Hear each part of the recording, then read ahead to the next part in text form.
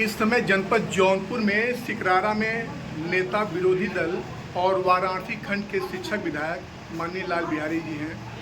अभी सदन में आपने वित्त विहीन शिक्षकों के लिए जोरदार आवाज़ उठाया था, तो सर क्या लगता है ये सरकार मानेगी आपकी बात? वित्त विहीन शिक्षकों को मानदेय मिलेगा, उनकी सेवा नियमावली बनेगी या नहीं?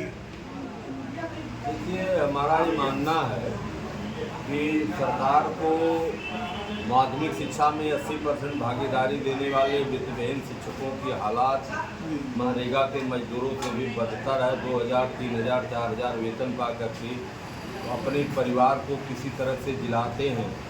सरकार को चाहिए कि उनको गुजारा भत्ता के लिए कम से कम उनको जो 10 अगस्त 2001 की राजाज्ञा है, कुशल श्रमिक से कम पारिश्रमिक नहीं मिलना चाहिए, उतना सरकार को दे देना चाहिए। सरकार के पास पैसे की कमी नहीं है, लेकिन उस पैसे का जो नाजायज दुरुपयोग हो रहा है, खाने के लिए कुछ नहीं है और नहाने के नाम पर 31 अरब रुपया एक बार जो है वो अनुपूरक बजट और मूल बजट से 2500 करोड़ एक बार, 600 करोड़ एक बार, 1000 करोड़ इस बार। आप जोड़ लीजिए जो है कि मैं समझ रहा हूँ कि 41 अरब रुपया नहाने के नाम पर खर्च कर रही है। नहाना जरूरी है कि खाना जरूरी है? नहाने के लिए पेट भरा रहेगा, कहीं आदमी नहा लेगा, गंगा जी में नहा ले, जमुना जी में नहा ले, घर पर नहा ले, लेकिन खाने के नाम पर कुछ भी नहीं और नहाने के नाम पर इतना खर्च। 2 अरब रुपया वित्त विहीन शिक्षकों को माननीय अखिलेश यादव जी ने दिया। वो 2 अरब का शासनादेश भी कंटिन्यू नहीं की। सेवा नियमावली के लिए लड़ते लड़ते अभी तक मैं बहुत परेशान हूँ कि सेवा नियमावली जो इंटरमीडिएट एजुकेशन एक्ट में जब मान्यता हमारी 7(4) में हो गई, तो जो 16(6) इंटरमीडिएट एजुकेशन एक्ट की धारा जो 16(6) है, जो एडिट पर लागू होती है और एडिट पर 2 शासनादेश जो है जो हम पर नहीं लागू होते हैं, वेतन वितरण नियम 1971 और चयन बोर्ड आयोग 1982, तो ये दोनों जब हमारे पर लागू नहीं होते तो शेष सेवा नियमावली हमारे ऊपर लागू होती है, उसी को लागू कर दें, यही हम कर रहे हैं।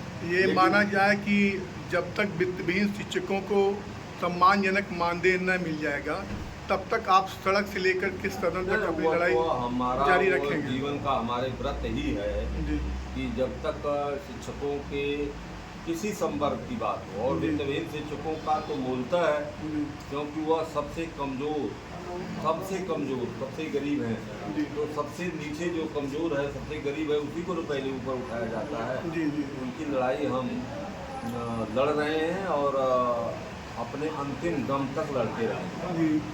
ये तदर्थ शिक्षकों का मामला हाई कोर्ट और सुप्रीम कोर्ट से भी जब उनको आदेश हो गया है, तो अभी तक उन पर कोई कार्रवाई नहीं कर रही सरकार, इस बारे में थोड़ा सा। अब सुप्रीम कोर्ट के आदेश की कापी मुझे शिक्षकों द्वारा उपलब्ध कराई गई है जी।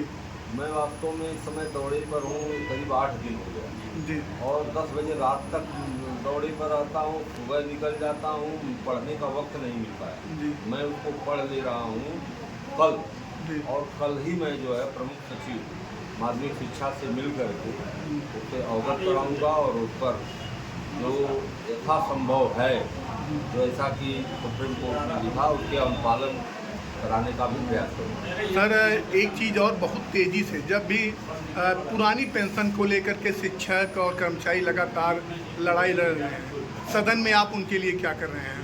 सदन में तो माननीय मुख्यमंत्री जी के सामने भी मैंने कहा, सदन में भी मैंने कहा कि भाई आप नवीन पेंशन को अगर एनपीएस को बहुत अच्छी योजना मानते हैं और शिक्षक जो है खराब योजना जो ओपीएस की उसको मांग रहा है, और मैं उनका जीता जागता उदाहरण हूँ कि 10 लाख शिक्षक रामलीला मैदान में दिल्ली में जाके प्रदर्शन कर चुका, तो आप एनपीएस के चक्कर में आप क्यों पड़े?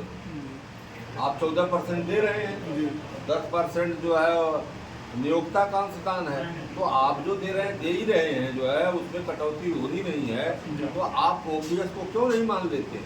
क्यों एनपीएस के चक्कर में आप पड़े हुए? ये बात मैंने अभी 4-5 दिन पहले जब सदन चल रहा था तो उसमें मैंने उठाया था कि नहीं OPS को आप जो है स्वीकार कर लीजिए, लेकिन सरकार ने सीधा जवाब दिया, OPS को इनकार कर दिया जाए। सर एक आखिरी सवाल, क्या शिक्षक संगठन राजनीतिक दलों के दबाव में अब समाप्ति के कगार पे हैं कि क्या लग रहा है आपको? और लगता तो ऐसे ही है जो आप कह रहे हैं जी शिक्षक संगठन जैसे शर्मा गुट है जी तो शर्मा गुट के प्रत्याशी जो रहे गोरखपुर से ध्रुव कुमार त्रिपाठी, जी जी लेकिन वो माननीय योगी जी का समर्थन लेकर के चुनाव लड़े, चुनाव जी तो अब वो तो भाई वे नहीं जो है। जी और दूसरी जो है रह गया चेतनारायण सिंह जी का, जी। तो भी जो है भारतीय जनता पार्टी के हैं, जी तो उनका जो प्रत्याशी था उसके खिलाफ बीजेपी कैंडिडेट जरूर जीती, जी लेकिन कहीं इंटरनल ऐसा समझौता था कि ये चुनाव ये जीते जो है। जैसे आपने बनारस में देखा, जी बनारस में एक मौर्य पटेल जी को लड़ा दिया गया जो है जी। जिला पंचायत, अरे उसमें अपना लोकल बॉडी में, जी और वो निर्दल के रूप में हो गए। और हमारे जो निर्दल प्रत्याशी थे, क्या नाम है उनका, बनारस वाले ब्रजेश सिंह, ब्रजेश सिंह की पत्नी जो है थोड़ा जो है वो भाजपा के प्रत्याशी के रूप में चुनाव जीत गए।